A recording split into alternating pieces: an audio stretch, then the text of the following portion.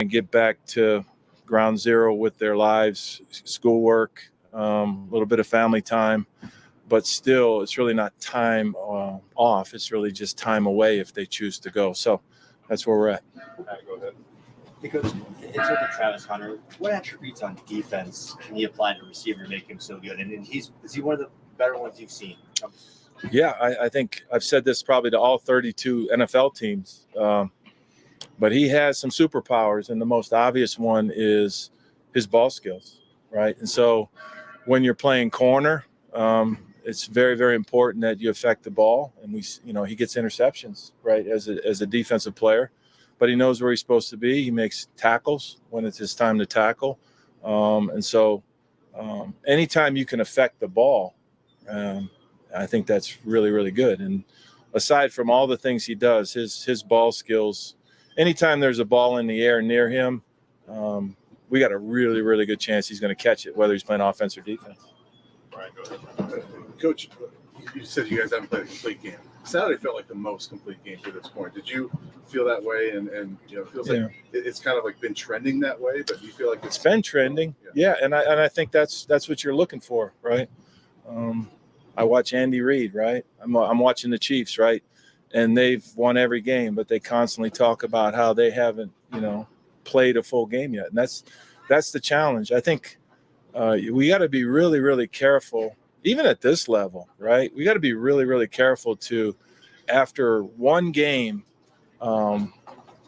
in the first month, paint a picture of what everybody thinks the season's going to look like. We got a lot of young players. We got a lot of new players. They're busting their butts to do what we ask them to do, and they're fighting like heck to make plays. And as they continue to do that, we'll play better and better. Back on Travis, when you talk to NFL scouts on Travis, are they looking at him for his corner skills or his wide receiver skills? Both. I think any team is going to be very, very lucky to have Travis, and then they just got to decide where they want to play him. He's displaying every week why he could be an impact player on both sides of the ball. So those are the decisions that the teams as they prepare for the draft, right? Or the team that eventually chooses him, that's their decision what they're going to do. But he's showing everybody that he can play on offense or defense. Adam, go ahead. With Savell Small stepping up a little bit and being able to utilize the tight end position, how has that helped you kind of open up the playbook a little bit? Yeah, I think it's important that we're able to use more personnel groupings. Obviously, the world knows we're primarily a 10 personnel team because that fits what we are personnel-wise. But I think in order to play a balanced offense where you can run the ball and protect the passer, we have to play in a little bit of 11. And obviously, the impact the tight end makes in that is important. So he did a really good job. Probably his best game to date, but he had more opportunities. And it made sense for us. Each week, it's different, right? Each week, each team you play presents a different challenge. Some weeks we can stay in 4 open, 10 personnel. In other weeks, it's going to make sense to be in 11 and sometimes 12. And so, the tight ends doing what they're supposed to do and what we're asking them to do, it's big. Troy, go ahead. Coach, as you begin kind of the self-scouting process, what are some things that maybe you want to do differently or improve on? Well, I'll let that reveal itself as we move forward, right? I think typically that's always one of the exercises in any bye week. You go back and look at what you've done. I'm always looking at tendencies. I broke a lot of them last week, which helped us. I think self-scout, situational football. What areas can we be better? Do we need to be better on 3rd and 1? How can we help ourselves in the red zone? 2-minute, 4-minute. So we and I certainly look at it in my private time at all that to try to improve it. Sometimes the answer is to do more of the same and do it better. Sometimes the answer is to, in a former life, that was a really good play, but it doesn't work for us. Let's put it on the shelf, and so those are things that we as coaches will do. Now, the other thing that we do here that I'm getting used to is recruiting, right? So I got to spend time doing that. And this time of year, a bye week allows us to go out and do that. last one, Jack. Go ahead. Braylon Miller. I mean, you've seen him, very versatile guy for your offense so far. Just what do you hope to see from him moving forward? Yeah, I mean, Draylon's a young player, and we're fond of saying he's really good at football. And it's tongue in cheek, I guess, but so we've.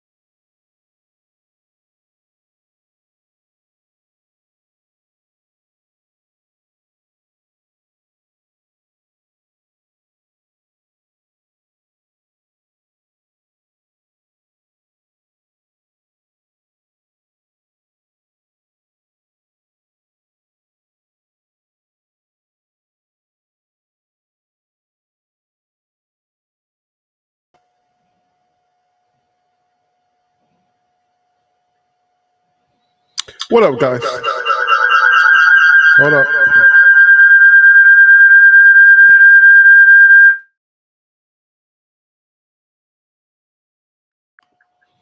I'll be right back.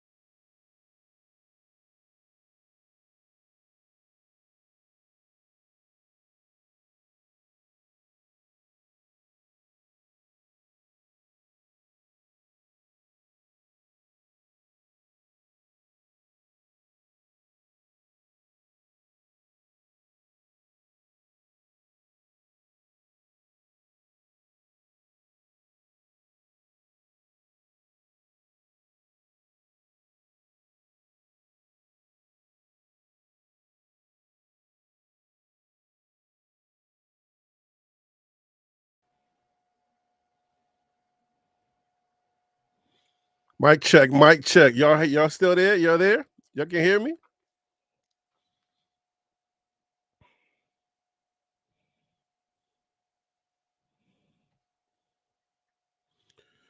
Microphone check 1 2 1 2.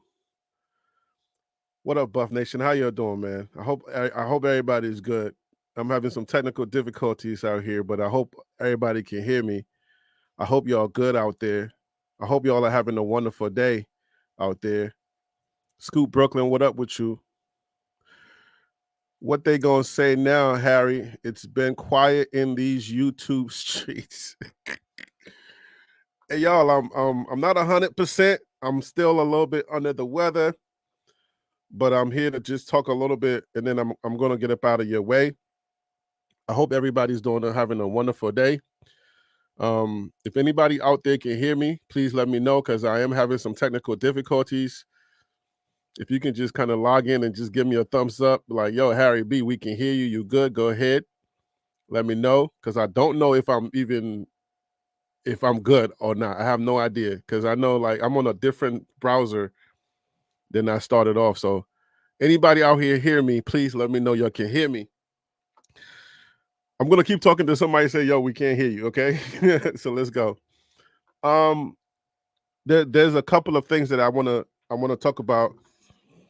I want to talk about, first of all, the upcoming game. We're on a bye week. For those of you who don't know, we are on a bye week. We're not going to be playing no games this coming Saturday. And then when we return, we're going to be playing October 12th at 10:15 p.m. That's crazy. Like a midnight game. Like what is this midnight game about? Colorado is the hottest thing spinning, and we're playing midnight games. Who's dealing with this schedule? Who is Colorado not supposed to? Were people not expecting Colorado to do what we're doing so far? Is that what it is? Because I mean, if y'all were expecting us to be, I guess, 1-something at this point, we're not. We're 4-1. Maybe people were expecting us to be 1-4. So is somebody messing up with the schedule? I don't know what that is about. But this October 12th game is looking kind of suspect. And I don't know who's messing with the scheduling. Because we should be like, we're must-see TV. Colorado is must-see TV. Y'all agree out there? Colorado is must-see TV. I don't see. I mean, there's so many people tuning into Colorado games to either make sure we lose or to see if we win or whatever. And now, like, the heat is back up. So, hey, Jay, can you hear me? Am I good, Jay? Shirley Kimball, you can hear me? I want to make sure I'm good, guys. AP said, nah, Harry, we escaped CU to be. KMS, what up with you? Somebody tell me you can hear me. Anybody? Okay, Shirley said, well, we can hear you. Yeah. Okay, I'm good. Okay. Thank you, guys. I appreciate that. Now, because I'm having some technical difficulties. To tell the truth, I wasn't going to go live. I was actually going to just, the CU Buff channel, they do this press conference every week where they have this new thing. Thank you, KMS. Where they do these press conferences. I was just going to just put the press conference on and let it run. But then I was like, oh, the press conference was only 6 minutes. I didn't know it was that short. So I was like, you know what? Let me just go on. I'm not 100%, but I'll give y'all a few minutes, and then we're going to be up out of here. But so yeah, so hopefully this is not going to be one of those long shows. This is going to be a short show. But let's talk about what we're looking at, because right now I don't even have anything. I didn't have a show, so let's run our mouths today. I think these are some of the best shows when we can just throw the playbook out of the window and just run our mouths. And I think this is going to go well. But okay, so the game, for those of you who don't know, is going to be October 12th. And it's going to be at 8:15 p.m. Mountain Time. That translates to Eastern Time. That translates to 10:15 p.m. If you're on the West Coast, you can do your math. You know, I'm giving you Mountain and East Coast. For the rest of y'all, South African, Philippines, and everywhere else that be watching the show, y'all go ahead and do y'all conversions. But if it's Eastern Time, it's going to be 10:15 p.m. That's a fumble. That's a fumble. Like, what the heck? How is Colorado playing at 10 p.m.? Like, it's on a Saturday. People are going to be getting ready for church the next day. Ain't nobody messing with that. But we are. Colorado fans are going to mess with it. We're going to be up late, but you know what I'm saying? And thank God I don't have to serve that Sunday. I don't serve until October. When do I serve? When is my service Sunday? Man, white churches, if you can get a chance to go to a white church, try it, okay? If you've been working in the black church for a minute, try a white church at least 1 year. The organization is crazy. Bruh. Okay, I'm serving October 13th. So I'm serving the very next day. So this is it's going to be quite interesting for me. Yeah, I just realized that. Oh man, we're coming back on October 13th, and I'm going to be. I mean, October 12th, and we're playing on October 12th, and I'll be serving the very next day. So that live, I'm going to have to cut it out as soon as the game is over. I'm going to have to be like, yo, I'm good. Let's go. All right. So, whew, boy. Yeah, so that's negligent. Like, what the heck are we doing with this 12 o'clock, 10 o'clock p.m. game? So what do y'all think? What's in these streets? Let me talk to y'all in the chat. What's happening in these streets? What are y'all hearing? What are y'all talking? What are people saying? Right now, let's talk about this. You know, I'm like a Baptist preacher. I always have something. Always have a sermon in my back pocket. So even though I don't have a show, I always have a show. Let's talk about this. This is what I'm hearing on the streets. My eyes and my ears are always to the streets. The detractors, the haters, and everybody and everybody, when Colorado is not doing well, they have the microphone to say every and anything they want to say. Like TD Jakes. I don't think TD Jakes is a Baptist preacher. TD Jakes is the non-denominational, so I don't think TD Jakes is a Baptist preacher, but definitely not like TD Jakes, okay? Nah, but for real. So when CU is not doing well, a lot of people who don't like CU or people who kind of like, they're kind of like, centrist. They can say everything, any and everything, right? Anything they want to say. The second that CU is doing well and the fans start to talk their talk, then the people that used to say everything, the one thing that I realize is they always have this caution flag up. It's like only they are allowed to talk. Like the microphone only belongs to them. All right? T Diddy? T Jitty. Anyways. All right, so yeah, it seems like these people only want they want the microphone to only belong to them.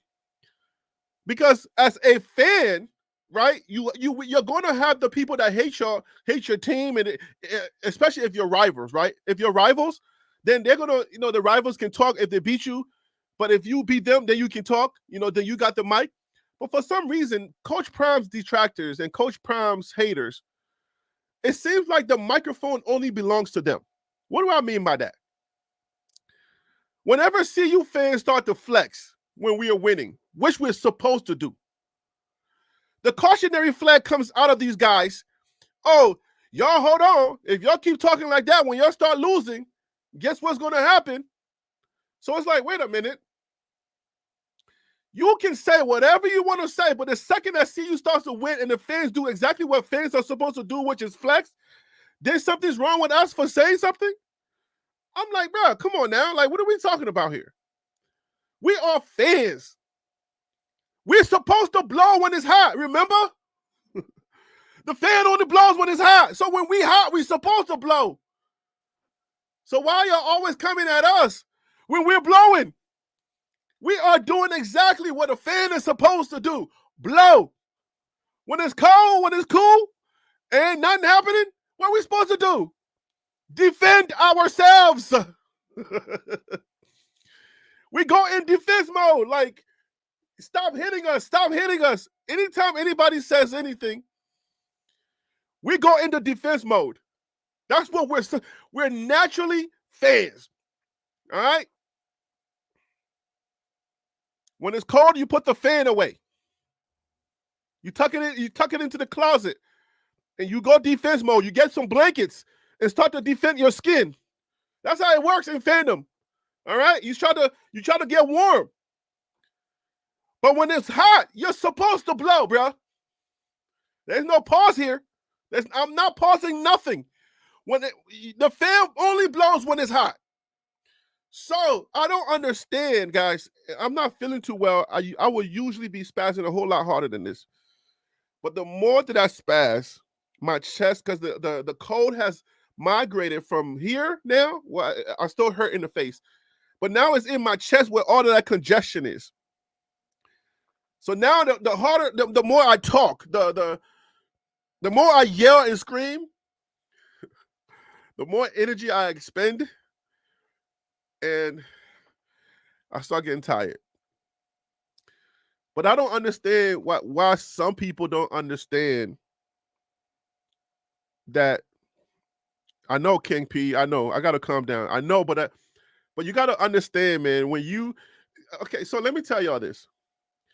I'm in the middle. I'm in the center here. I've allowed myself to be critical of CU, and I've allowed myself, but I'm also still a 1,000% a fan because I'm BWB all the way. I'm like cold-blooded BWB, right? I'm bandwagon buff all the way through. So I'm still a 1,000% fan. But I'm also still allowed to, because I run a channel, I'm still allowed to be critical when they do something wrong. Or when they're doing something that I feel like is boneheaded and I call it out. So, but I feel like for some odd reason, no matter what group you're talking to, it's like you're getting tucked over here. You're getting tucked here. The super fans are tugging at you.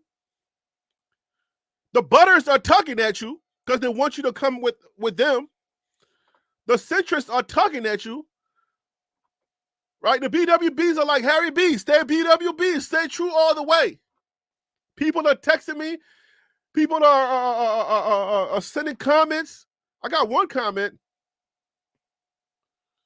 I mean, live, like y'all can tell when I was live, somebody said I'm a hater. Like I'm a CU hater. That one was really funny. We got a kick out of that one when I was doing the game. Somebody said I was a CU hater. I mean, even the panel was like, bro, they calling you a hater. That's a new one. And then I got a comment.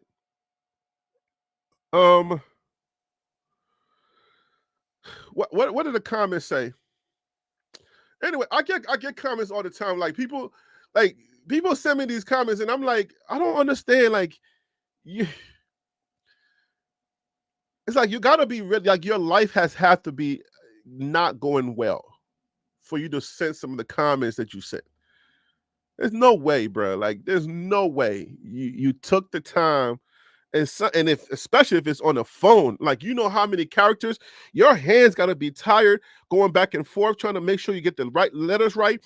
Now all the new keyboards with the iPhones or the Androids, they have these correctors and stuff, and they correct you. You got to go all the way back. You got to go through all of that to send some of the negative stuff that you're sending. I'm like, damn, bro, you're putting way too much energy in your negativity.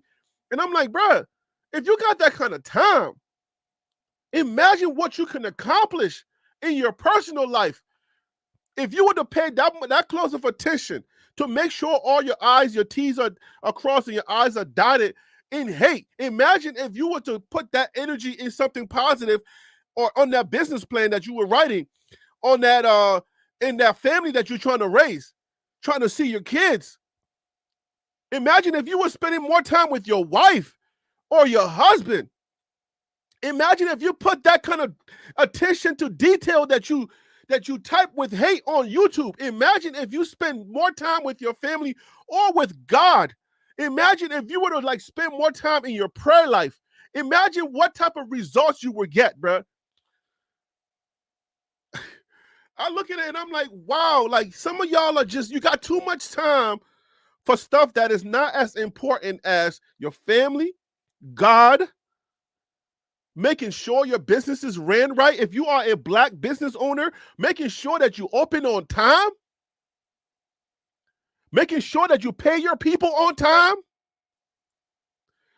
making sure that your life is in order. Like the time that you spent on social media hating somebody else If you were to take a little bit of that time, the attention to detail that you pay in hating somebody on social media, if you were to take some of that time and put it towards praying more, your life would be better.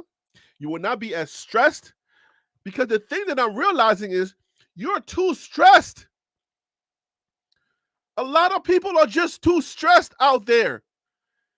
It's either your job, if you're a baby daddy, your baby mama wanting more child support.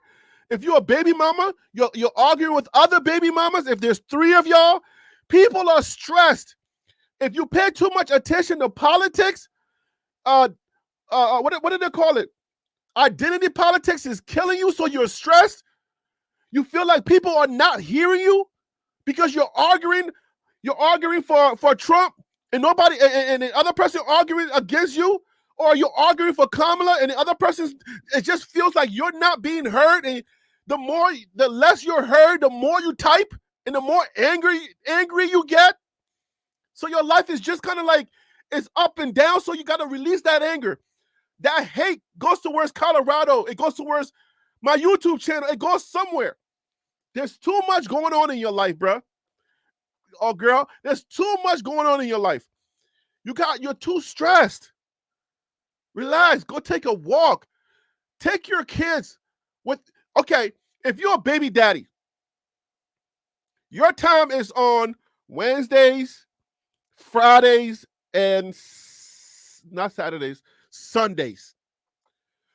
Surprise her. Show up. Go pick those kids up on a whole nother day. Just because I want to. I want to take a little bit of time off of you. I understand you got a lot going on. Let me just give you a little bit of a break. Let me give you a break. And vice versa, if you're a baby mama,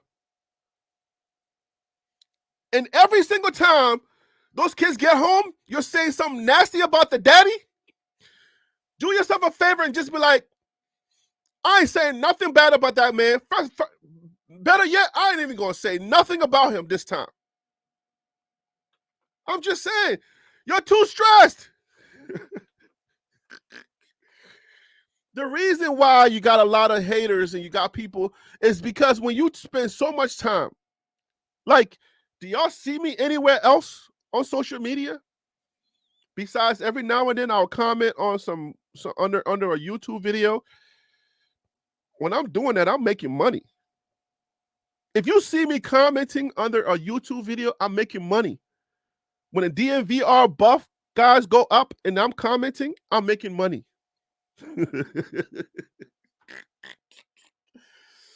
Oh my God. When you see me on Twitter, I'm making money. Other than that, you're not going to find me out there. I promise you. You ain't going to see me out there. You're not. It's just because I'm busy. I got businesses to run. I'm in class right now. Like I'm taking a new class right now. That's why my schedule's been kind of crazy. I'm taking classes. I'm trying to advance myself. So I'm too busy to be hating. And plus, even if I wasn't busy, when I wasn't that busy, when I see something, because I'm so confident in myself and who I am and who God has brought me to the point that I'm at right now, I ain't got time to be like, if I see something, man, like and let me say this, man. I'm not going to finish that last thought. Let me say this. A lot of the people that hate are Christians, and they call themselves Christians. Bruh, check your Christian card, my guy. Yo, if you're a Christian and you are hating that much, something's happening. You're in a backsliding position. You haven't connected with God in a long time. Because the Christian, for those of you who don't know, the Christian has what this thing called conviction, where your conviction stops you, helps you to live a better life with your neighbor. That's the true Christian now. Let me just say that. That's the true Christian. Because a lot of the Deion Sanders folks call themselves Christians. But boy, you should see how they talk to people online. Sheesh. And the other and the haters as well. Now, I'm not just talking about Deion Sanders fans, but I gotta talk to both sides. Because my pastor a couple of Sundays ago, I didn't go last Sunday because I was sick, was preaching about how we deal with politics. They never deal with that stuff in church, but this time they went in and they said, "Man, this is a very high stressful time in our society, in our communities, because it's election year. Election years, people lose their moralities, their dignity, their Christianity. They lose faith because the person living next door they're arguing with. I like Trump. I like Harris. I'm a Democrat. I'm a Republican. I'm an independent. I'm a this. Bruh, if you're a Christian, the number one thing you need to have is conviction. How do you get conviction? The Holy Spirit has to be living inside of you to have conviction. Christian by name is not a Christian. Because you say you're a Christian doesn't make you a Christian. Prime example. I'm at my son's game, my son's practice, day one.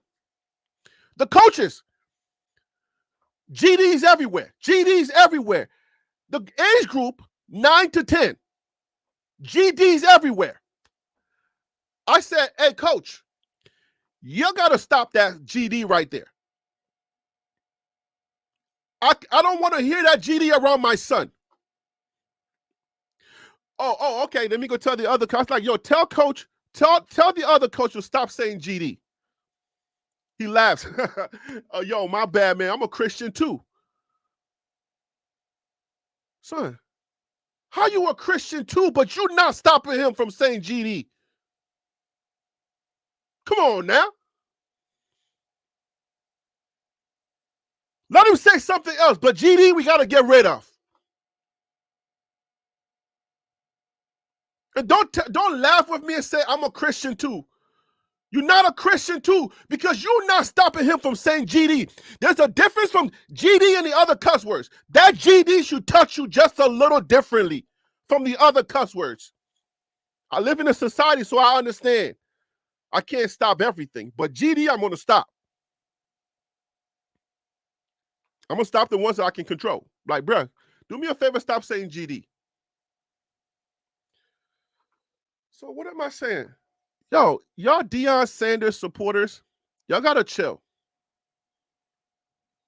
Y'all got to chill. Because you say you're a Christian. You say that you follow Coach Prime because he's a Christian. And a lot of us are Christians. And that's what you say. But some of y'all cause some of the issues that the outside fans get at us for. Because you're not acting. Tim, what up with you, man? Because you're not acting like a Christian. Right now, I'm just shooting shots. I'm telling you. So if you call yourself a Christian and you know, like somebody says something to you, like you ready to fire off, check your conviction level. And if you're not being convicted, one or two things are happening.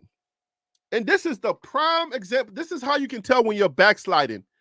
Your conviction level is not as high as it used to be when you first got saved. When you first get saved, after a few weeks and you get baptized in the Holy Spirit, boy, it's like you just fell in love. And nobody around you can say anything that is not holy. That level is the highest level. And then it starts to come down and down and down and down. Because you gotta even out. Because you're human. You're living in a sinful world. You ain't gonna stay up there. All right?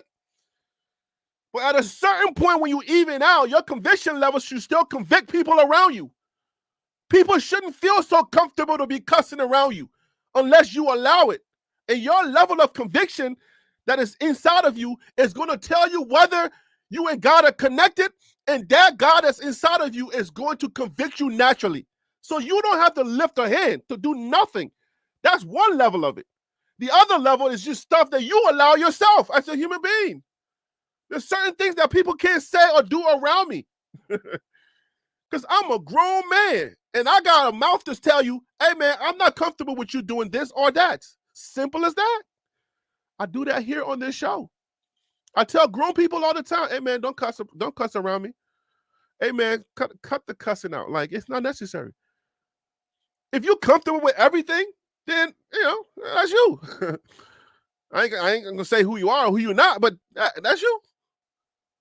But some of y'all keep calling yourself Christians, but everything and anything goes. And that's not how Christians roll. Should I repeat that? Some of y'all call yourselves Christians, but anything and everything goes. And that's not how Christians roll. I'm just letting you know. Dang, that was another one. I'm just letting you know. So yeah, haters come in all shapes, forms, sizes.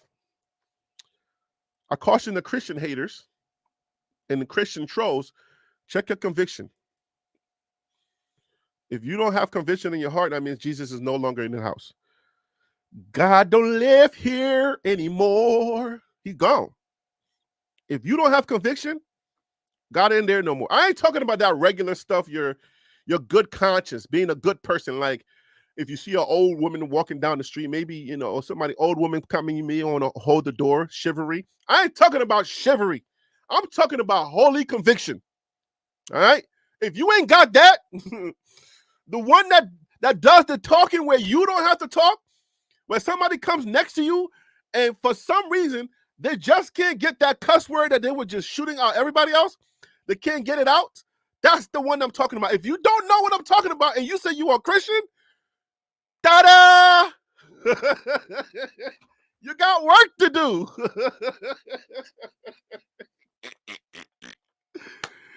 I love this channel. Oh,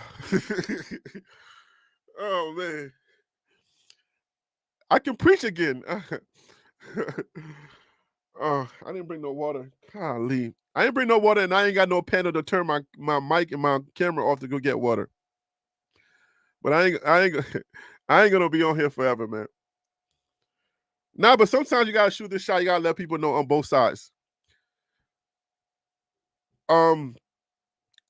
If Colorado fans cannot shoot their shot when we hot, then I need some of y'all to be quiet when we're cold.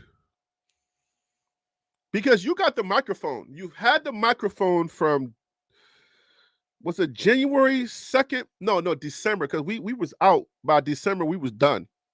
November, right? Y'all picked up the microphone from that 4-8 season, and y'all had the microphone and kept going and going. I mean, our predictions didn't mean nothing. You had every angle to work. Coach Prime can't coach. Oh, you got a bunch of mercenaries. You got the team chemistry ain't gonna be there. I mean, I'm telling you, I'm getting messages from people from comments that I said, I'm just here to bookmark this. Now I'm getting the messages coming back like, yo, bro, we waiting for that content. This is time for you to shoot your shot, Harry B. I'm letting people know, like, hey, this stuff can work both ways too. You got the microphone, but you see how quiet it is right now?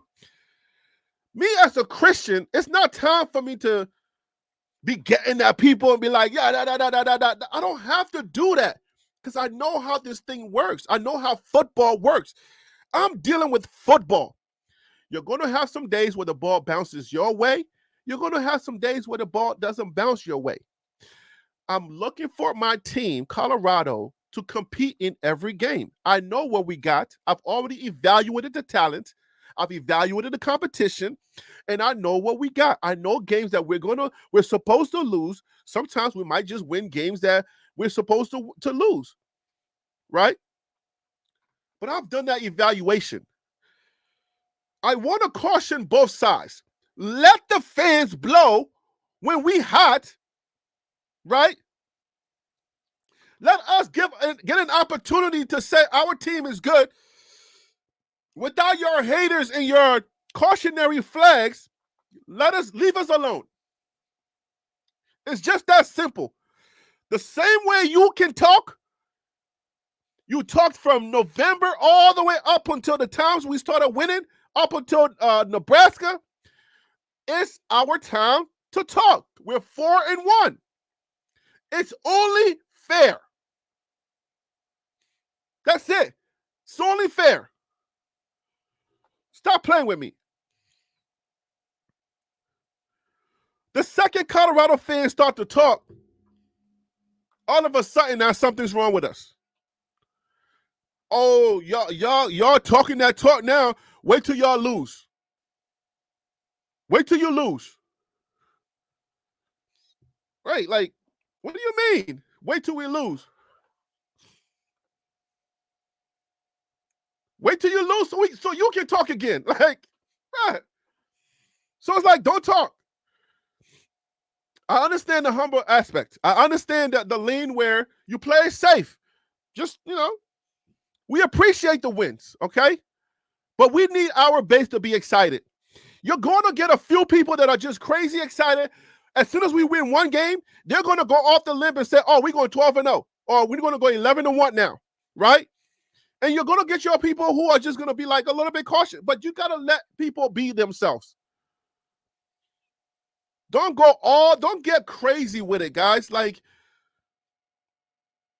you got different types of fans. I don't want nobody to get caught up in the sauce. Don't get caught up in the wave, right? Don't get caught up in that tidal wave where you get sucked into one side. If you're not that, let people talk. Karma is real. Everybody's going to get theirs.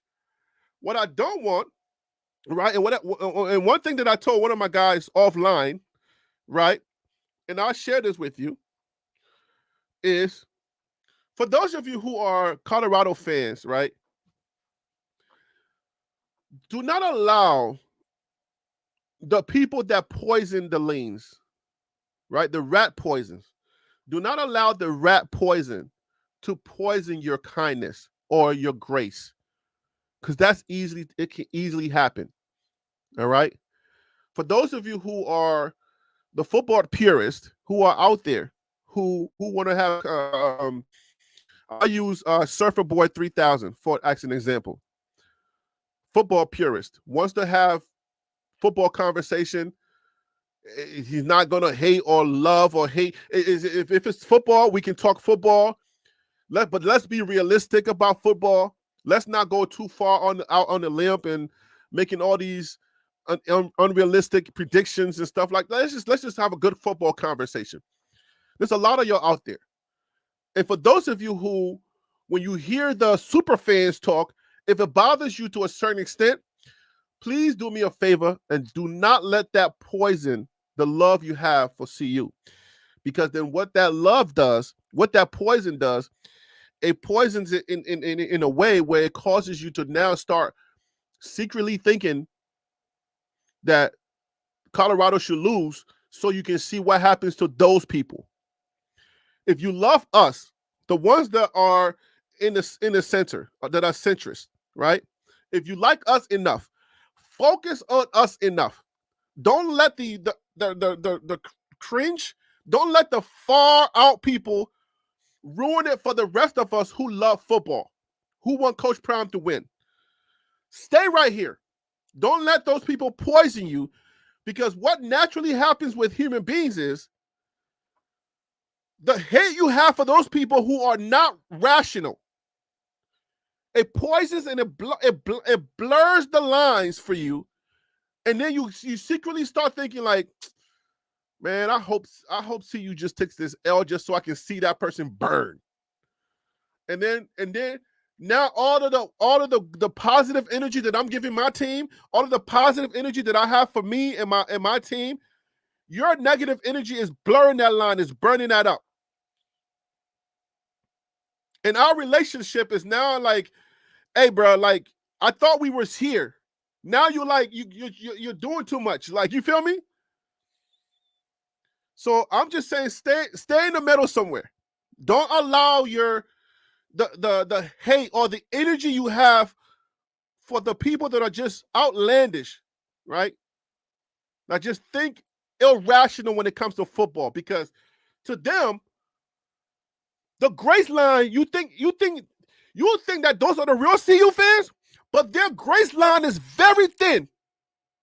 It's lose or win it all, or it's win or I don't have no grace for you. Win or you suck. Do good or you're bad. It's like that's not how football works. But again, that's how those people are. But to them, rationally, they think they're the real CU fans because they don't criticize when things are going well, right? But boy, their vengeance when things go wrong. Whew. So for all of us who are centrists, for other of us who are kind of like, hey man, we like football, we want to have a good football conversation. It has nothing to do with hating or liking Deion. It's just, hey, this is how I see it. It's football. Please do us all a favor and don't hate those people into wishing that the team will lose. I'm going to repeat that, okay? Do us all a favor, please, if you can. All right? Don't allow your hate for those people, all right, turn into energy that causes you to wish that CU will lose to spike them. That's a message for a group of people out there. Okay? Just I don't want to call no names like TH and all of y'all. I don't want to pick on TH and other people out there. Oh boy. Oh man. So surf. Yeah, man. I see channels like JB. His viewership has spiked 1,000 times.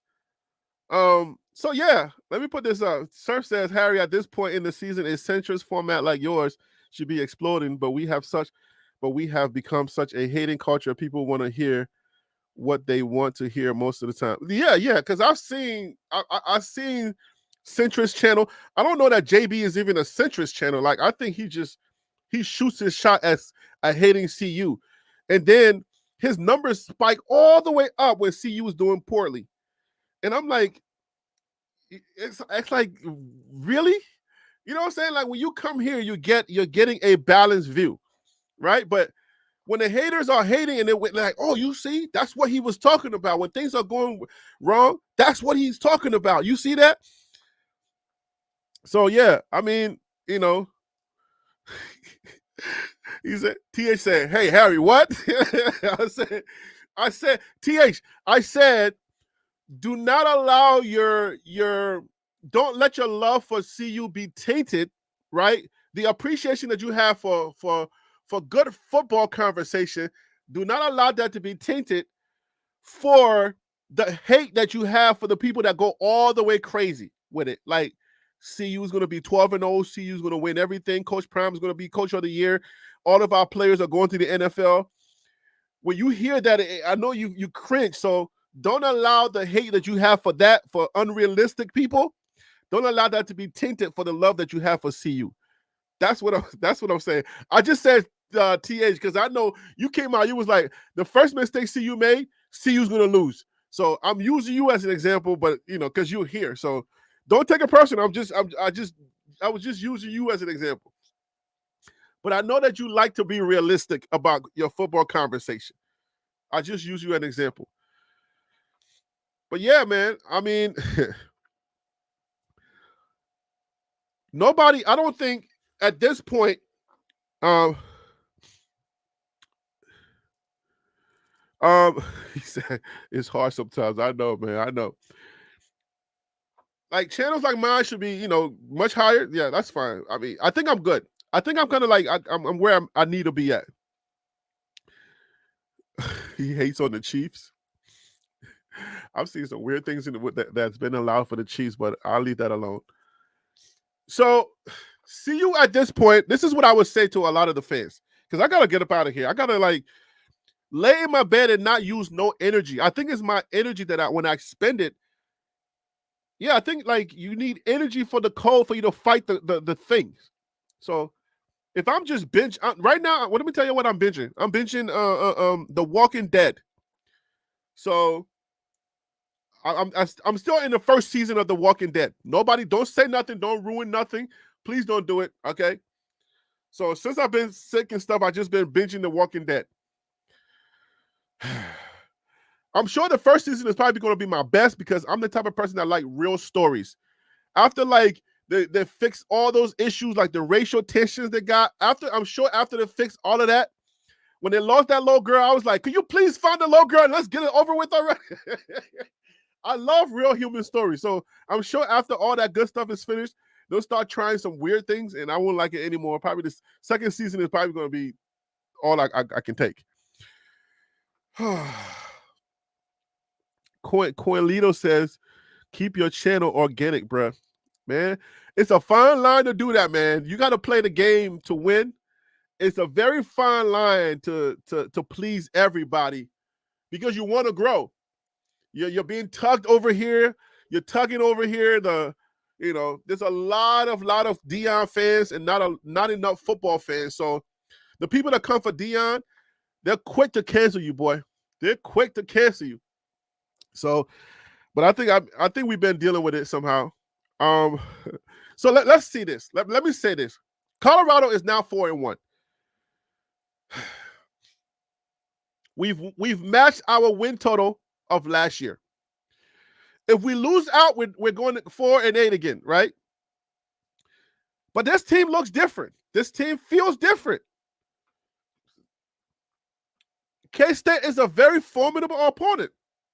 We hot, but now we're going cold. It's like ice. They're icing us right now with this bye, right? So we hot. We want to keep playing, but all right, we're going to go to a bye and try to figure out how to beat K-State. How do we beat K-State?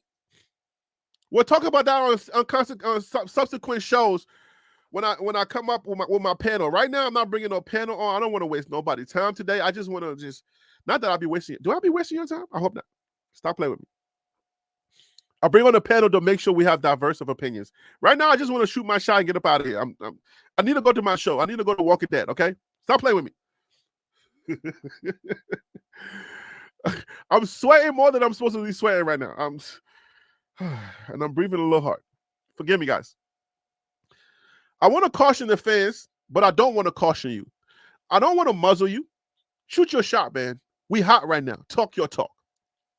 In talking your talk, don't be overly exaggerative. Just talk your talk. Say everything that's happening. Don't jump into the future with your talk because you don't know the future. But say everything that's happening. Yeah, we on right now. Flex. Do everything you're supposed to do when you on. We don't know the future, so we cautiously say, hey, when we talk about the future, we say, look, we give you all the facts about K-State. K-State got, of course, I'm not going to remember their names right now because I'm not feeling too well. They got 31. I'm just going to say his number. All right. They got Dylan Edwards. They got AJ Jefferson. All right. They got weapons, a lot of weapons. Okay. So how do we beat them? It's going to take a lot of effort. I think coaching is going to win that game. If the coaching staff that showed up in the UCF game, sorry, not UFC. I knew I was going to make that mistake. The UCF game, it's a U.S. University of Central Florida. USF.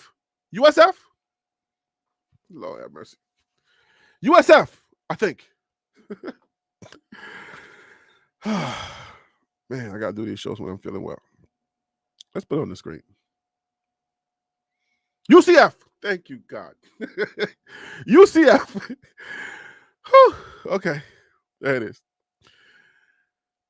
If the coaching staff that showed up in the UCF game shows up, we have a chance. They got to coach well. This game, talent-wise, I think we're evenly matched when it comes to talent. Our running backs can run. We know that they can run. Our wide receivers can catch. We know that they can catch. Our quarterback is going to be better. That's one leg we're going to have up on them. I think everything else is going to be even. So we will have the better quarterback, right? Slightly, okay? But everything else, all the departments that I'm looking at, I think it's going to be even. I think they don't need a Travis Hunter. They got a couple of people that can make a one Travis Hunter. So, this is an overall analysis. It's not like what I'm saying? I'm not going too much into depth, but I know that they got talent. So it's not like we're going to outmatch them in talent. So we're going to be all right. But because Colorado is on a roll right now, because we're playing good football, that was our very first time playing. Like, I know in the press conference, I know that Chuck Shermer says that we haven't played a complete game, which is a great sign for me. I appreciate him saying even though we believe that was a complete game. Did I say Chuck Shermer? Jeez Louise. I got to hurry and go. Pat Shermer. God almighty. No relation, okay? Chuck is politics. Pat is football.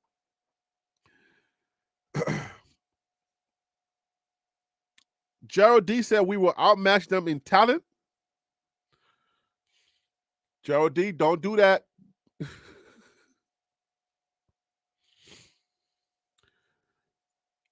Dre said, Harry, did you say we have the better quarterback slightly? Yeah. The reason why I said slightly is because quarterbacks, you don't need a superstar. All right? AJ Johnson, he's a serviceable quarterback. He's a functional quarterback, and he can get the ball where it needs to be at. So if he gets his job done and standing upright, then that's great. If Shedeur can get his job done standing upright, that's great. But if they can stop Shedeur from doing what he does, then the quarterback is not going to be that much of a make that much of a difference. If they get him down. So if our linebackers can get AJ down, right? I hope I'm saying his name right. Is it Johnson? Avery Johnson, right? Is it Avery? So, yeah, I mean, we will have the better quarterback. Shedeur is the best quarterback in college football. So any match that we have in the Big 12, Shedeur is the better quarterback. But Avery, right? Avery is a nice quarterback. He's not bad. Avery's nice. So it's not like, oh, their quarterback is sus and he's not like their quarterback is going to be a liability for them. Nope. Their quarterback is not going to be a liability in this game. Their quarterback is serviceable. He can play the game, and he will not cost them the game. So that's what I mean. All right? So that's what I mean.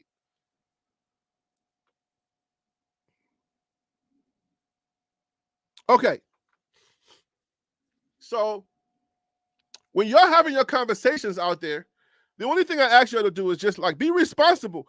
Understand the football conversation, the bigger aspect of football. People make predictions based on not emotions, but people are making predictions based on talent, on-field talent, and it goes all the way from the talent to the coaches. That's how people are having their conversations. So a lot of the conversations that are had, you know what I'm saying, it's the people that are unrealistic, people that don't know football. They're emotional. So they're making emotional decisions or they're having emotional conversations. How they feel about our team. Oh, we're doing well right now, so everything's going to go right. Right? So that's where I'm just like, yo, just be careful when you're having that conversation. Don't fall into that category of people that when, God forbid something starts going left, now we're like, oh, X, Y, and Z. Colorado is very talented. So it's not like I don't flex on people. I can flex all I want because we're hot right now. I just want our team to continue to show up. And my thing is, if we continue to show up and compete, I don't know a lot of teams that can beat Colorado head to head when it comes to competition if we can do the things that we're supposed to do, if they don't stop us from doing what we can do. And it's all on making sure that Shedeur Sanders can do what he does. After the very first drive, once I realized, oh, Shedeur is going to be able to do what he can do, I was like, oh, then I'm like, oh, it's going to be a long day for the competition. If I know that they're not coming for Shedeur, like in the UCF game, I'm like, oh, it's going to be a long day for him. If y'all don't remember, I predicted that game to be a 40-point game. All right? So I need to see, hey, can K-State, is K-State going to get at us so much that we can't move the ball? Once I realize, I'll know right away whether we can compete or not. So my predictions are always going to be football related. It ain't going to be no emotion. If we can compete, I hope if we can compete, I hope that their team is ready and ready from all aspects of the game. It ain't going to be their coach is going to have to do everything right. I'm telling you, if Colorado can compete, basically, if Shedeur can stay upright, right, then the other team, I can say this with confidence, the other team has to do everything right. We, on our end, we can make more mistakes than them, but they are not allowed to make mistakes. That's how good Colorado is. And I will argue this with anybody. This is where my confidence lies. If Shedeur can stay upright,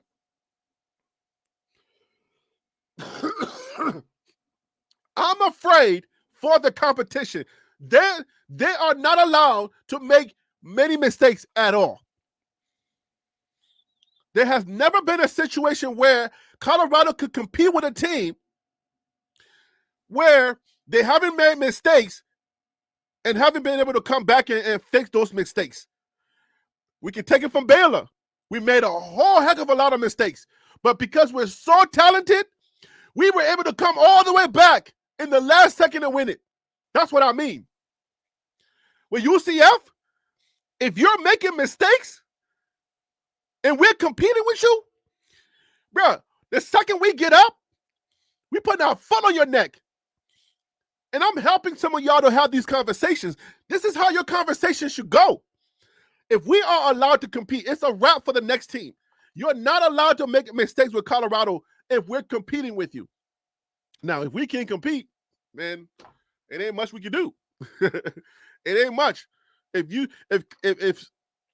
Shedeur is always down and our line is struggling to try to get ahead and we're getting 3 and outs, then it's nothing. I mean, then at that point, they running us. But boy, if we can compete, sheesh, I feel sorry. I feel sorry for the other team. That's just how it is.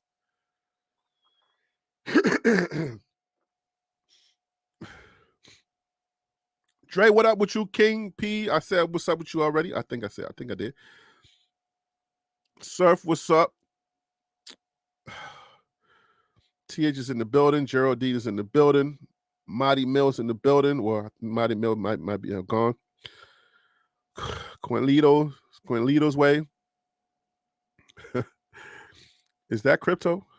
Quinlito's way. That's an interesting name. When was the last time you saw the movie Carlito's Way?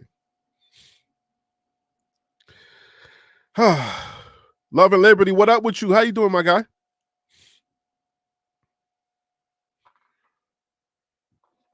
For all the haters of Colorado, please be easy. For all the super fans of Colorado, please be easy.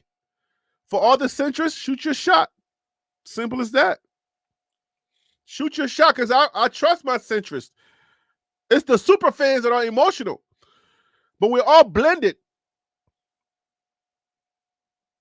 That's what's up, man. Glad you're blessed. It's the super fans that kind of muddy the waters for everybody else. All my centrists, I can trust because I know they're going to have football conversations. If you're a centrist, yo, shoot your shot. Talk your talk. Go off the limb every now and then, because I know you're gonna reel it back in. Because you a football purists, they understand football. So they know that, okay, I threw my line out there. I'm getting a little bit of a bite. But the second I get a bite doesn't mean that there's a fish on there. There's something I gotta do to make sure that I hook the fish, all right? I gotta jerk that line just a little bit. I gotta help him out, right? If you're a fisherman, right? If you're a fisher of men, right? You gotta jerk that line a little bit to make sure you help the thing out. You jerk it, and there's no more hit or a goal or whatever. Then you know that, okay, I missed it. But after you jerk it a little bit, and that thing goes, shoop, you know you hook them. And now you can go in. That's how we do it, bro.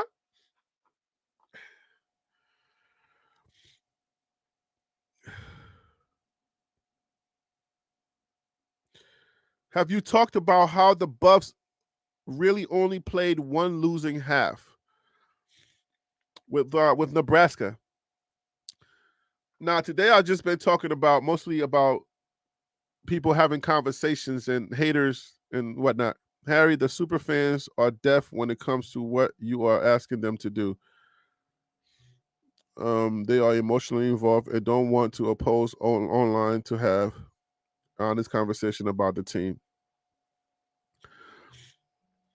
I mean, yeah. So, I mean, when somebody is not aware of something, you make them aware, and then all of a sudden they'll start being aware. That's what I do. That's why you don't really see me condemning people a lot. You know what I'm saying? Like, because, I mean, there are times where, like, I'm ignorant to something, and then somebody brings it to my attention. It's like cars, right? I guarantee you, if I say the name of a car right now, you will see that car out there at least 3 times before your day is over. All right? Tesla. All right? If you're driving and you're listening, I bet you're going to start seeing Teslas. Okay? If I say a GMC truck, you'll probably start seeing GMC trucks. So, yeah, it's the same thing goes the same way. So, if I say something, right, if somebody's ignorant to it, it's their opportunity to learn. And once they learn it, then, then their God starts to hold them accountable. Because if you're ignorant to it and you don't know, then it's hard for somebody to hold you accountable. But if the second that you learn it and you're like, oh, okay, this is how it's supposed to go, and then you don't want to adhere to that, then that's different. Because obviously there's a lot of super fans that don't understand how football is supposed to work. And they also don't understand that the grace that they're applying is not necessarily a grace of football, but it's wins and losses, right? It's not like, oh, like if the team loses all the games, then you got to blame somebody. You got to blame somebody. It's going to be the offensive line, the OC, Coach Prime. So that's what it is. It's always something to blame. This team is no good. The whole team is no good? Wow. Like, if the whole team was bad last year, how did we get a couple of guys into the NFL? If the whole team was bad, right? For you to have a whole team bad, we have a wide receiver, number 89, with the Arizona Cardinals. You know why I remember the number? It's because of the year that I came to America. Number 89 with the Arizona Cardinals, his name is Xavier Weaver. We put him into the NFL. He's playing. So, if the whole team was bad, right, then how is it that people don't get into the NFL? But it's just like, that's the thing. It's like the super fans, the ones that just are here for Prime, don't want to hear nothing negative, nothing critical, right? And some of the reasons why I'm probably not going to be invited to the cookouts is because I am critical. It's because I'm trying to make sure that we're having honest conversations, all right? You would never hear me say anything that's hateful to the team. Anytime somebody on my panel or on my channel says anything hateful, I always check them. Because now you're no longer making an assessment. You're creeping into the hate. You are making an assessment based on something we haven't seen yet, and you're saying X, Y, and Z is not capable. Like, a Coach Prime sucks. Like, hey, come on now. So that means when you say he sucks, he's no good. That means that you're making a determination that he is not capable of learning from his mistakes. He should not make any mistakes, right? He should be perfect. And if he's not perfect, if he's making all those mistakes, then he should stop talking. And it's like, wait a minute. But you're not like that. If you look at your life, you've said a lot of things that you were not able to do. Ask your spouse. Don't take my word for it. Ask your kids. Is daddy perfect? Is mommy perfect? Ask your friends how perfect you are. And then we'll find out if you are perfect. But yet, when you make your evaluation, other people got to be perfect. And you are by far not perfect. That's like this. It's a common thing, my guys. It's just a simple way to live life. Just a simple way to live life. I don't project my inabilities.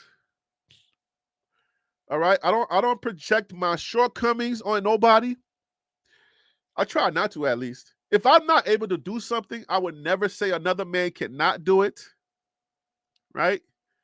Anybody can have a YouTube channel, but if you're not able to make it go, then I'm not going to say, oh, you suck.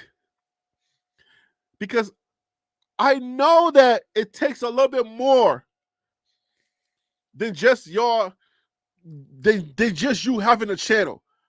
There's a lot more that goes into it.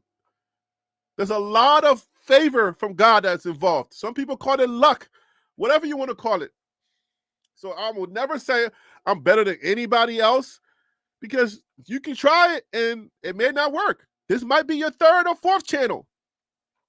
Ask around. I'm telling you, you try different things and it doesn't work. And then all of a sudden you try one thing and boom, it works. That's why you don't judge people from a certain distance. You don't know the person. You don't know what issues they're having. You don't know what troubles they're going through. And then you just type your hate, boom, send it. With no responsibility, just send it. Boom. Ooh, I got him now. I'm going to get him now. And you have no idea what that person is going through. Be careful how you talk to people online. Be responsible.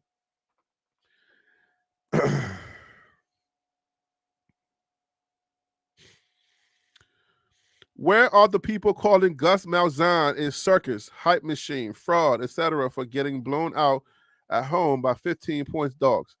That's the difference. They don't hear you, though, Love and Liberty. They don't hear you, though. That's the thing. Like, they're not going to hear you. Because the second that somebody loses to Colorado, that team is no longer what they projected that team to be. Because if you look at the comments pregame, all of the assessments, all of the changes, who they beat, how they beat those people, how many yards they earned, how many touchdowns, how many quarterback sneaks, all of those projections are valid until Colorado beats them. The second Colorado beats those people, then all of that now has to be put to the side. Now let's look at the reasons why they were bad. No longer why they were good, and give Colorado the credit, right? Because when somebody beats you, what's the easiest thing to do? It's just tell yourself that you play poorly. It had nothing to do with the other team. That's how it is for Colorado. So I think Coach what's his name? McChesney or whatever, Matt McChesney. I think he was interviewing one of the IMG guys, one of the IMG players that went to the UCF game. And he said he went with a bunch of his guys And they were thinking, it was like, well, wait a minute. Is UCF this bad or is Colorado getting this good? How would you answer that question?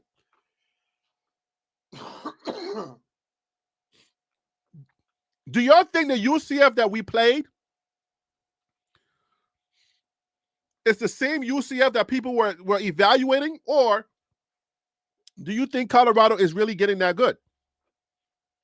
Because that's the question that a lot of the recruits that went to that game were asking. They were confused. They said, it's hard to tell. It's hard to tell whether the team Colorado that we're watching is really like that, or if this UCF team was gas. I'm sure UCF was good, but Colorado had their numbers that day. So Colorado came out of top.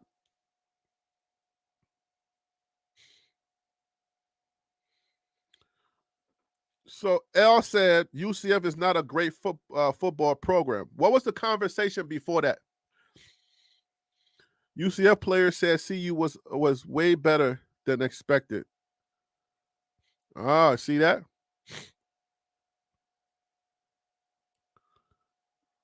Dre says UCF is solid. Let me put these on the screen. UCF is solid. Styles make fights.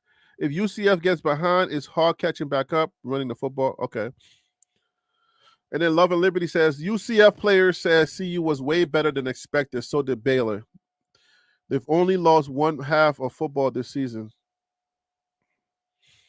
Nebraska home, Sharks and scheme them for 30 minutes. Okay. So yeah, I think I said that during the live stream, during the live reaction to the game. I have that every game. Every game we have a live reaction show. I don't show the game, but you watch it at home, and then you can come on here and hear us talk, and we can react to it lively. But I said that I think a lot of teams are going to stop now thinking that Colorado's is a clicks and views only, because it's easy to fall victim, to fall for the trap of the media. It was Michael Irvin that said in his post-game commentary, he said, shame on those people that evaluate the game and that put people in position to lose money, people who are bettors, because of their disdain for Coach Prime. You got to set aside your disdain for Prime and give an evaluation based on what you believe the teams are. You cannot. A team that is set up, you said that Colorado's supposed to lose by 2 touchdowns. But did you really do an assessment based on the team that was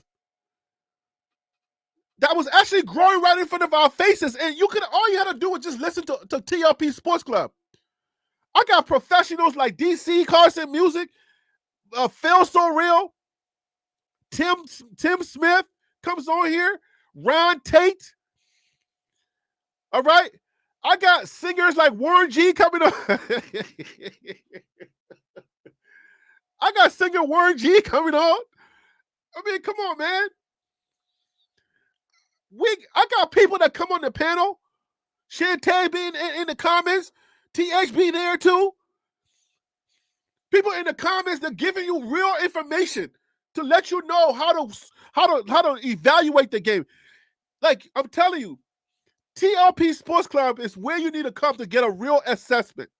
If you don't want it to be all the way out there in La La Land, or you don't want it to be all the way in the dirt dumpster stuff where everybody just bagging on Colorado.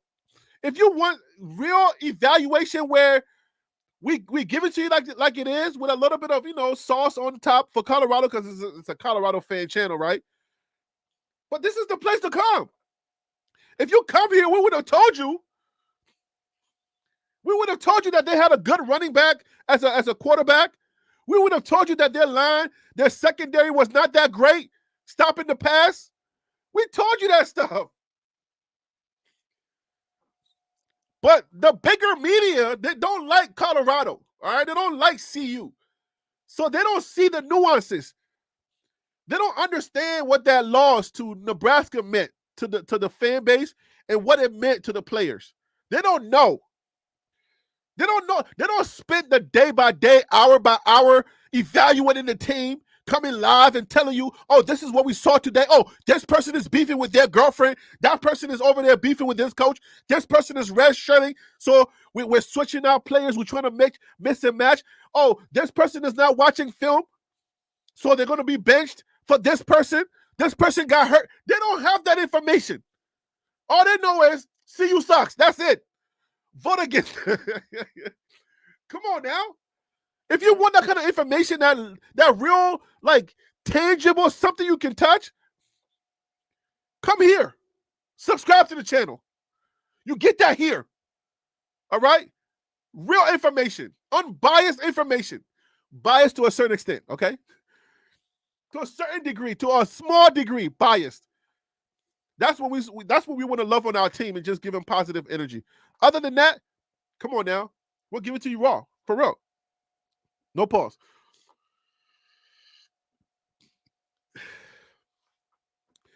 But yeah, people are not going to do their job. They don't see all the nuances that we see. We talk about the nuances. The nuances are important. The team is gelling.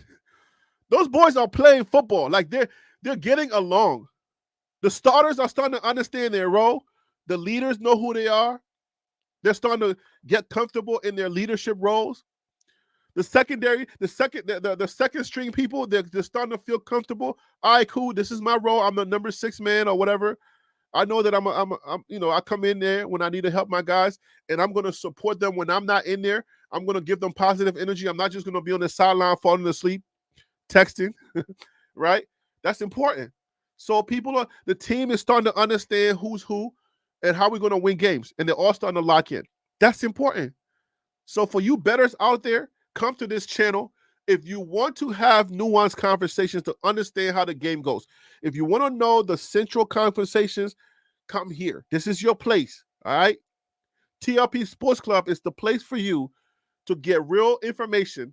You're going to walk away with really good information about the opponent and about our team. That's just how we do here.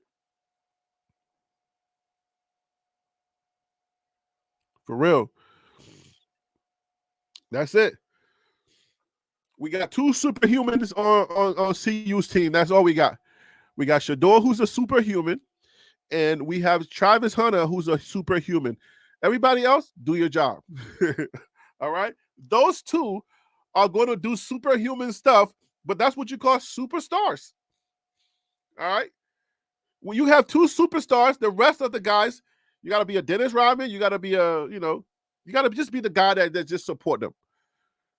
And a team that doesn't understand that, and the second guy thinks he's the number 1 guy, but he doesn't practice or he doesn't prepare like that, you're upset that Travis Hunter he's off on Mondays, Sundays, or Mondays or whatever, and Tuesdays, and you want to get that same privilege, but you don't prepare like Travis Hunter. You don't watch enough tape. You don't have his ability. Like, come on.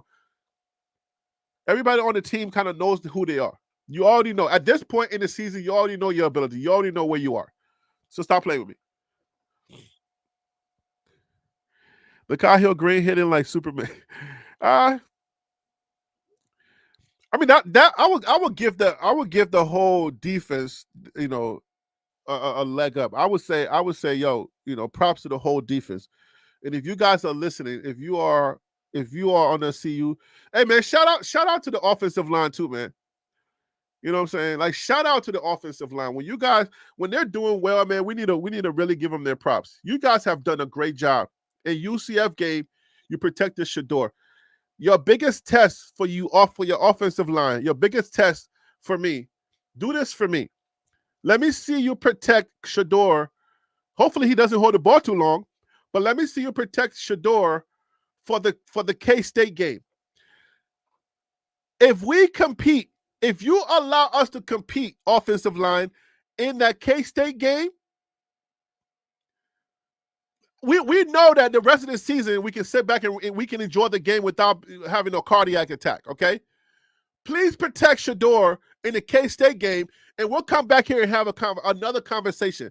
I'll let you know what I mean by that. Protection during that game, and then the rest of the season, I'll let y'all know something. Straight up. But I give props to the offensive line, all right? The defense, that's our identity this year. Colorado's defense, identity. Straight up, all right? When you come to play Colorado, you're going to have to see our defense. It's just straight up.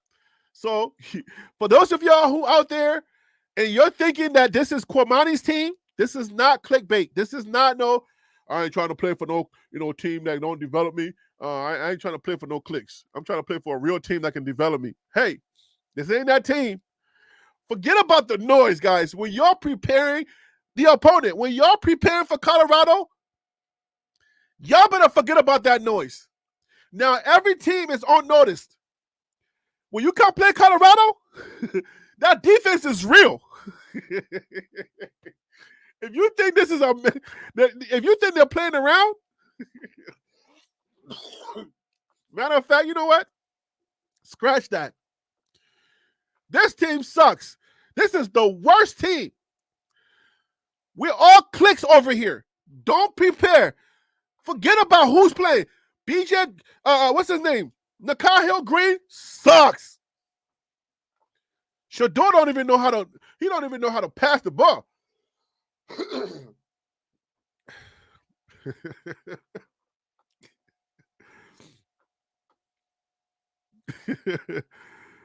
Oh man. He said, and Cormani's at Florida. Yeah.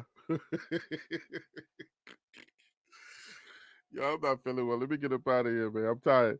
I wish I had a time to put my panel on so they can flex today. But sorry, guys, I don't have no time to put no panel on, so I just want to shoot my shot today.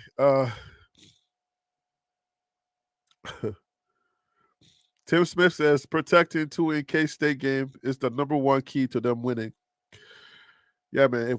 If they can protect two, bro. Oh my gosh, if Colorado, if the offensive line can protect two in K-State, that's gonna be a fun game to watch, yo. Because I'm sure Colorado is not gonna be favored in that game. And K-State is playing some really good football right now. And then Dylan Edwards is coming to town. Man. Y'all remember some of y'all said Dylan Edwards sucked? Nobody wanted him. He wasn't no good. Check that boy's stats. That boy nice. Okay? They know how to use him. They know how to use Dylan Edwards. All right? Now, I'm sure he probably wants to be used a little bit more, but, bruh, they know how to use him. I don't know he's a sophomore, bruh. 31 is probably gone after this season. After 31 leaves, I'm sure it's him. Yo, this is the great thing about that situation. 31 is probably gone. And then after he leaves, Dylan Edwards steps up. So I'm like, I know a lot of y'all was speaking ill of Dylan Edwards after he left and stuff like that. That's why I always say, man, look, stop, yo. Some of y'all Christianity need to be checked at the door. Like, come on, stop, bruh. We don't crap on players that leave Colorado. We don't do that here. All right? We don't do that here. I don't crap on any players. Except when Cormani talk about oh, you don't want to play for clicks, I can make fun of that. But I ain't never said that he was a bad player. That he couldn't do the same thing he did at CU. Like, I'm telling you, somebody sent me something. I forgot who it was. Somebody sent me something. Said Cormani was at the game, at the UCF game, as a fan.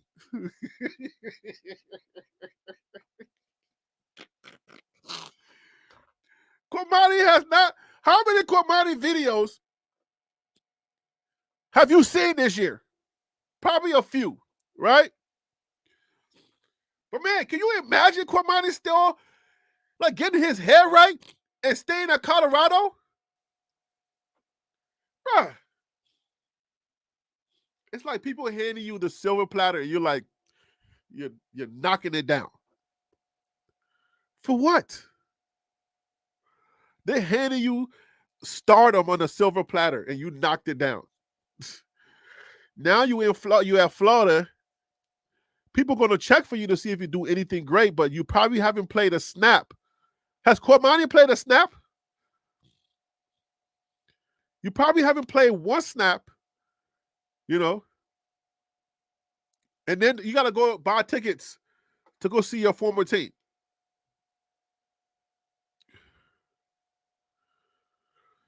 I'm telling you, man, it's, you know, it's life. Everybody got to deal with it. Ryan, what you say? I said, hold up, Harry. BKC has a freshman. That's the number 2 running back right now. BKC.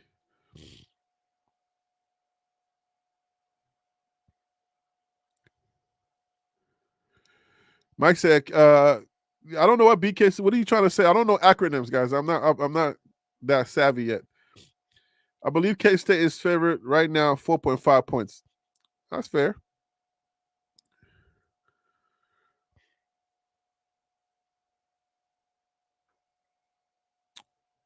They didn't teach him football at Colorado.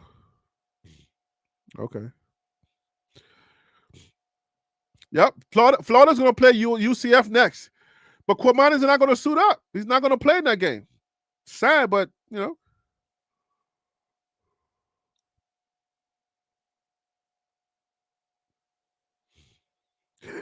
I'm going to be – hey, Dre, I'm going to look for that game. I'm going to look to see how many yards UCF rushes for against Florida. KP says Cormani dropped the bag. Shaking my head. Yep, he did drop the bag. Like, bruh, I don't know. Like, we make decisions in our lives. It was just like things that make you go, huh? Like, what? What did you do?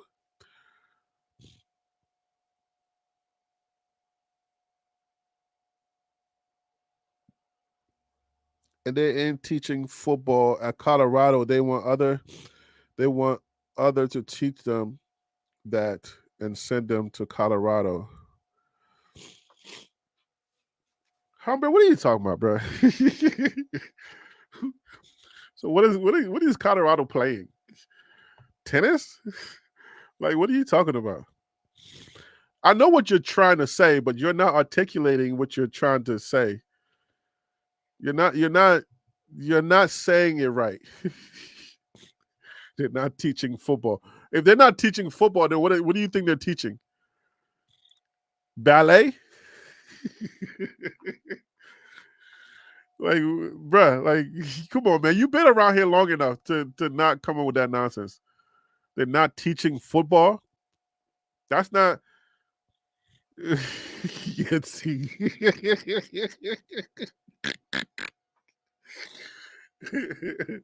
Like, who are you talking about, homie? You know what I'm saying? Like, what are you talking about? Oh, man.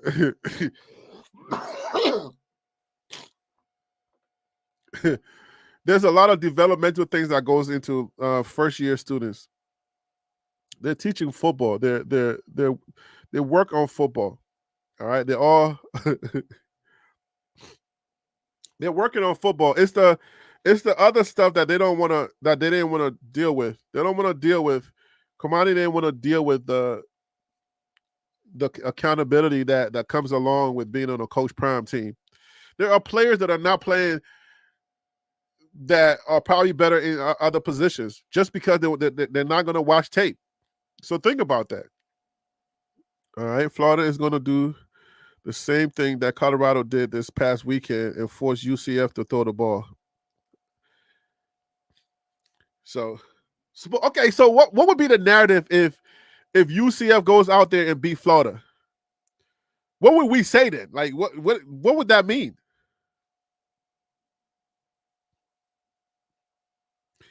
Oh, so Love and Liberty says he is trying to say CU is a lot smarter than other programs. I see what y'all doing out there. I see what you trying to do there, Love and Liberty. LNL. All right, let me give you your nickname, LL. Oh, I see what you did there, LL.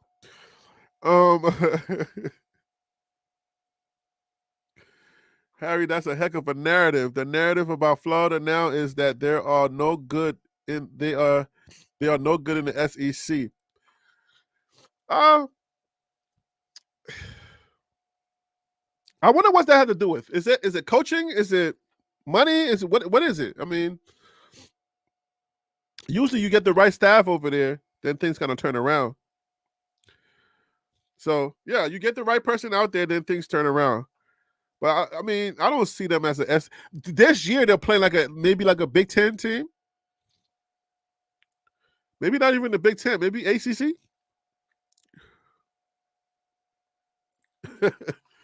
Yeah, maybe I'm giving them too much credit because some teams have beat them. So some teams have beat them. So some not so great teams have beat them. But boy, if UCF spanks you, then I don't know. He is not yet good at Florida yet because he had terrible coaching at club. Oh, you trying to say he was not good? He's not good yet because he had terrible coaching at Colorado on football. Okay. Ooh-wee. But he played at Colorado. Colorado helped him to play. So, hey, however you want to spin your narrative, go ahead. Dre, everything they have a tough schedule too. Tim said this is a copycat league. They're gonna face him to throw the ball. They're gonna force him to throw the ball. They're not gonna let them just run.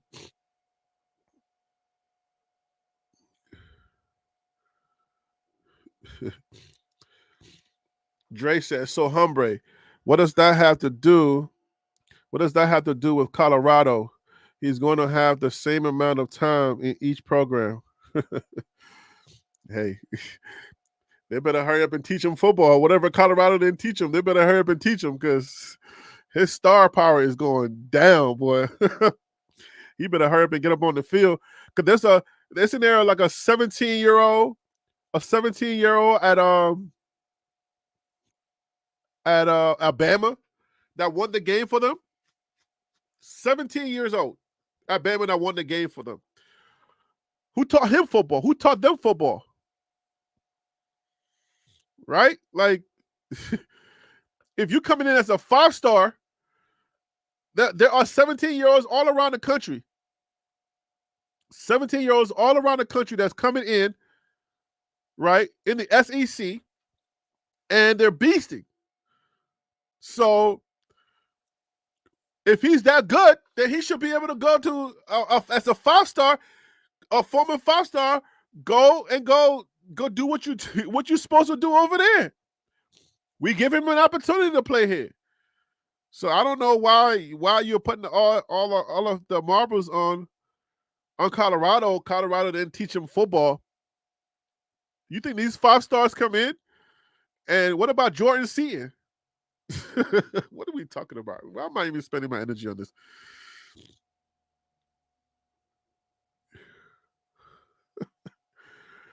Tim is still trying to protect that 10-2, boy.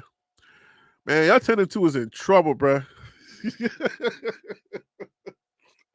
They're icing us for K-State, and it's at 10:15, Tim.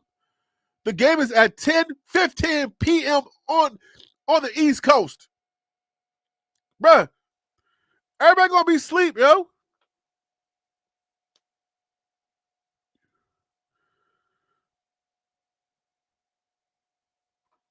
There goes Surf. Yeah, Surf, tell him.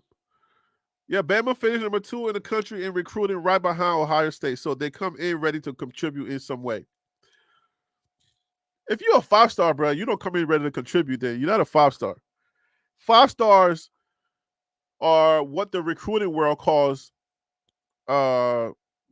like you should be ready to play. Like you should be plug and play if you are a 5-star.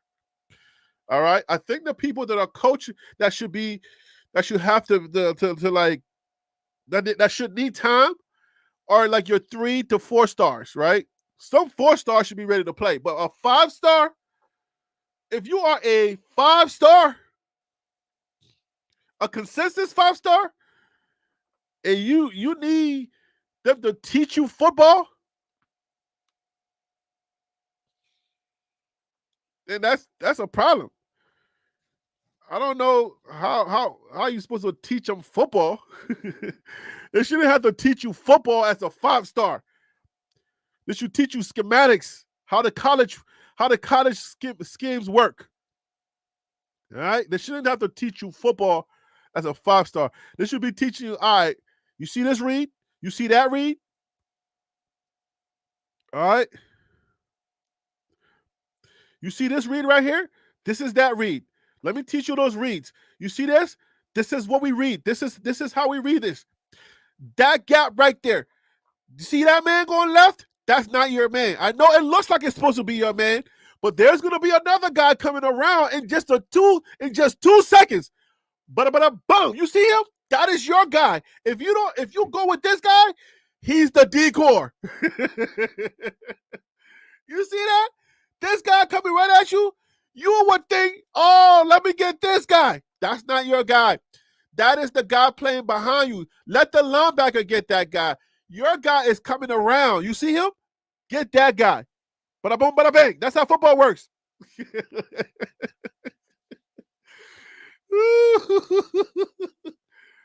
Oh, man.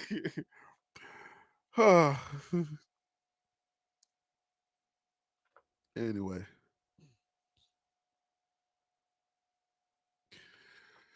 All right, guys, let me get up out of here, man. You can see in that Georgia versus Bama game, they weren't both young.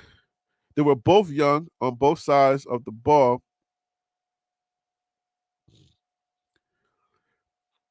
Both sides of all, for the most part, they look developed physically like NFL players look. That is what makes them different. 5-star at the high school level. Yeah, man. At the end of the day, man, look. When you're a 5-star, they are recruiting you as a 5-star to be ready to, you're gonna make mistakes, right? But they want you to be able to play some snaps. They want you to play a lot of snaps as a 5-star. 3 stars, 4 stars, you gotta develop a little bit more. You know what I'm saying? But 3 stars, they come in with a chip on their shoulder, so they usually play better than some of your 4 and 5 stars. So it's kind of weird, but that's just how life goes. But yeah, man. One thing I want to say in that Bama game, and this is a conspiracy. I'm just gonna put it out there like this. This is my conspiracy of that Bama game. I feel like DeBoer was like somebody called DeBoer and told him to ease up because hear me out, okay? This is my conspiracy. I feel like somebody made a phone call and told Kellen DeBoer to ease up. Don't say what.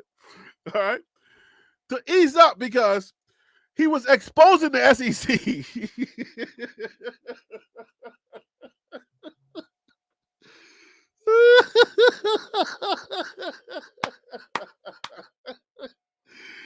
said, "Stop it! The SEC didn't call no Bama." Yo, how you know I was gonna say that? Yo, how you know I was about to say that? Did you read my mind or y'all been talking about that?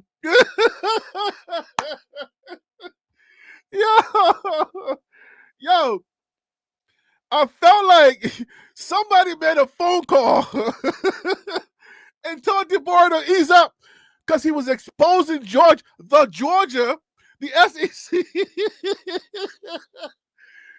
And he needed to slow. Did you realize in the second half? Yo, I gotta go. I'm so full of mucus right now.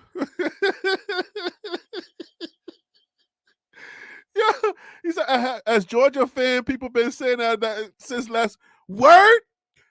Yo, I'm telling you, it felt weird. I'm watching the game, and the domination is like, these dudes can score anytime they want. Quarterback can run. He gets in the shotgun, and anytime he can just step forward, right?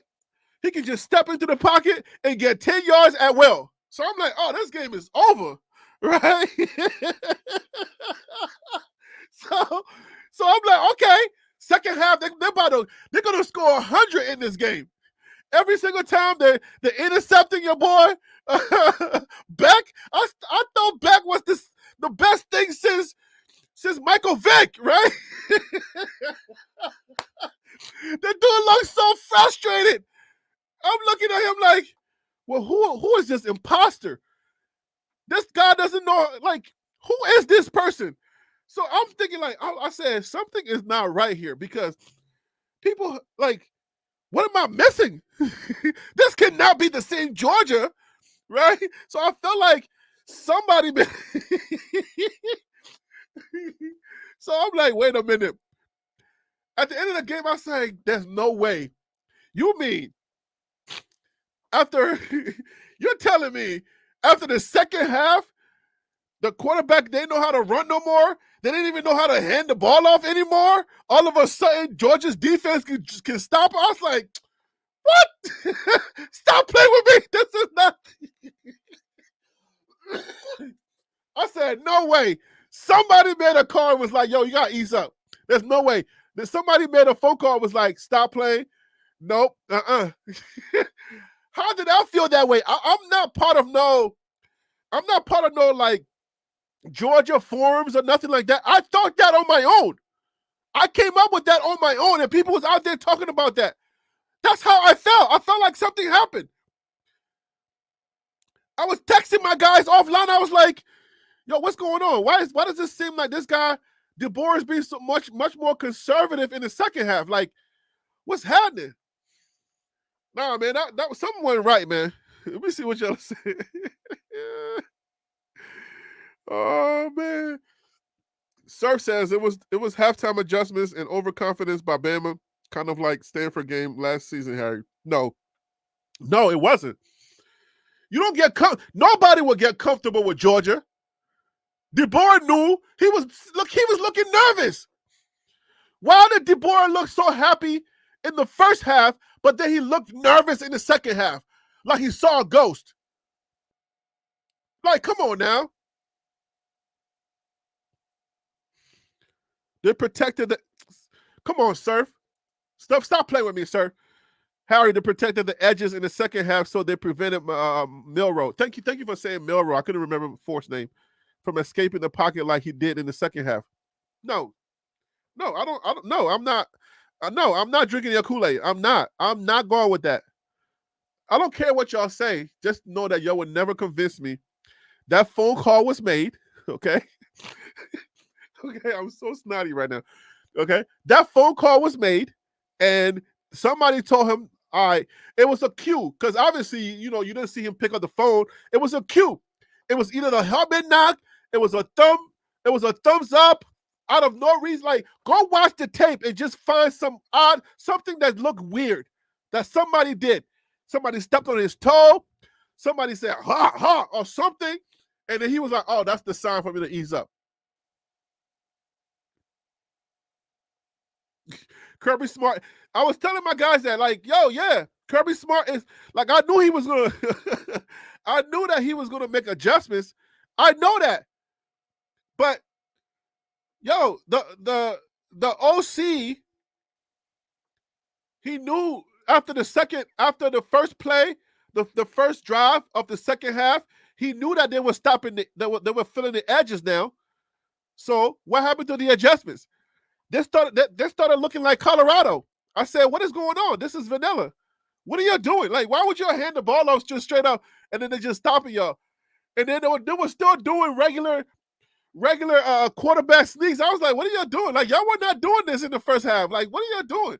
It didn't make no sense. I was like, man, look, something happened. It ain't right. There's no. Somebody said, make this a game. And it was like, all right. So Yeah. I'm telling you, sir. Y'all don't believe it, but I'm telling you, something happened, man. I know y'all like Georgia and all, Kirby Smart and all of that stuff, but they were getting exposed. And Kentucky almost beat them. All right? I know y'all want to protect your SEC, but Kentucky almost beat them, so Kentucky is pretty nice, right? Kentucky is pretty nice. They're known for basketball, not for football. How they almost beat Georgia? Okay. And then Alabama, like, should have scored 100, but then eased up in the second half? Okay. Okay. Y'all the football people. That's right. I mean, Kentucky's nice, so okay. All right. So y'all can have it, man. I'm not feeling well, man. Let me get up out of here. I'm not feeling well. I'm about to go. I'm about to go get out of my studio, go in my bed, and go watch my Walking Dead. I think I'm on episode. I forget what I'm on. But anyways, the little girl, she got bit. Okay, that's where I'm at. The little girl, they finally found her. She got bit. I feel better now because at least this. Look, I worked on that movie, that TV show, Kidnap. I think I told you this before, but I worked on Kidnap, right? That was one of the first movies that I worked on when I got to Hollywood. And I was asking, I was like, okay, so let me get this right. So Kidnap, this one white boy gets kidnapped, and for the rest of this season, for the rest of the show, because y'all gotta keep in mind that I know how to write. I write TV, and I know that one thing that when you write a series, the series is gotta be like a forever series. It's gotta be expandable. It's gotta be something where you can come up with the different narratives, different moves, and it can't have an ending, right? So when we saw this TV series, I was like, I said, so wait, so Kidnap. I thought to myself, I said, we're not going to be working for too long because people are going to get tired. At a certain point, you're going to want this white kid to get, like, can y'all find him already? Because I'm sick and tired of every single week. We're not going to, like, we got to be looking for this white kid every week. I said, nah, this ain't going to work. I said, this is not a good. I was working, and thank God I was making money as a production assistant. But I knew right away, I said, this is not going to work. Because who want to go be find a white kid, like, forget about a white kid, a black kid, any kid, for like 5 seasons, right? I said, this season, I told everybody that I knew, I said, y'all better get your money right now. Because this thing is not going to be renewed. Like, you get 12 shows, bro, at show number 5, people going to be sick and tired of this kid, and they're going to be wishing he was dead. Yo, I said they're gonna be wishing this kid was dead after episode number 5.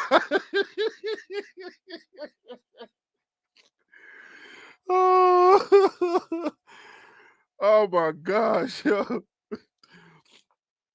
Anyways, the little girl, she got bit.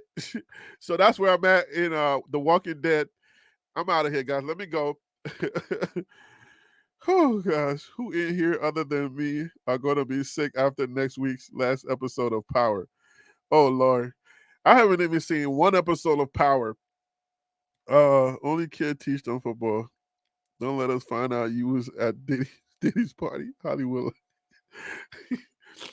I was not invited, but I know about those things. I definitely know about them. I've been in Hollywood for a long time, and we heard the rumors. Yeah. All right, guys. Peace out, guys. Let me go take care of myself. I'm out of here. Thanks for joining the live. I appreciate y'all. El Hombre, King P, Surf, TH, everybody. Ron Tate. All right, guys. Take care.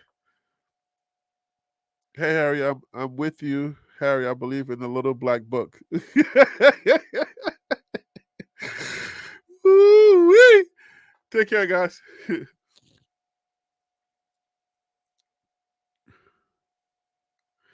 Love and Liberty says, I'm going to do a live YouTube tour of CU campus this afternoon. All right, guys, go check out Love and Liberty. Let me put this on the screen. Go and check out Love and Liberty when they go live to do a tour of the campus. All right, guys. Peace.